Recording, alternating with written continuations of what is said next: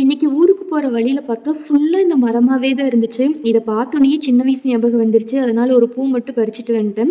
இது வந்து தேங்காய் பால் பூ மரம்ன்னு சொல்லுவோம். இந்த மாரி அதில இருக்கிற ஒரு லீஃப பறிச்சுட்டு, இந்த மாரி நெயில்ல ஒட்ட வச்சுட்டோம்னா, அது வந்து அழகா ஸ்டிக் ஆயிக்கும். இதுதான் வந்து பேய் கை, பேய் நகம்ன்னு சொல்லி சின்ன வயசுல வந்து நாங்கலாம் விளையாடுவோம். அதனால வந்து இது குட்டி பையனுக்கும் சொல்லி தரலான்னு சொல்லி பறிச்சுட்டு வந்திருந்தேன்.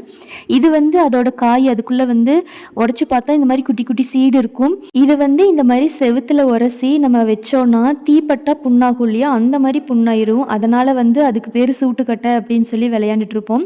இதெல்லாமே முடிச்சுட்டு தோட்டத்துக்கு போலாம் அப்படின்னு சொல்லி போயாச்சு. அங்க வந்து காளை, குதிரை அந்த மாரி நெறைய இருக்கு. இதெல்லாமே பார்த்து ரொம்ப நாள் ஆயிருச்சு. அதுவும் இல்லாம என்னோட சைல்ட்ஹுட் ஃப்ரெண்டு. நாங்க 2 பேரும் எப்ப ஊருக்கு வர மாரி இருந்தாலும் 2 பேரும் கண்டிப்பா மீட் பண்ணிப்போம். இந்த மாதிரி ரொம்ப நாளுக்கு அப்புறம் நம்ம ஃப்ரெண்ட மீட் பண்ணி மனசுக்குள்ள இருக்கிறதெல்லாம் அப்படியே ஓப்பன் அப் ஆயி பேசையில ரொம்ப ரிலாக்ஸ்டா ஃபீல் ஆகும். இந்த மாரி ஃபீல் வந்து யாராச்சும் ஃபீல் பண்ணியிருக்கீங்களான்னு சொல்லுங்க.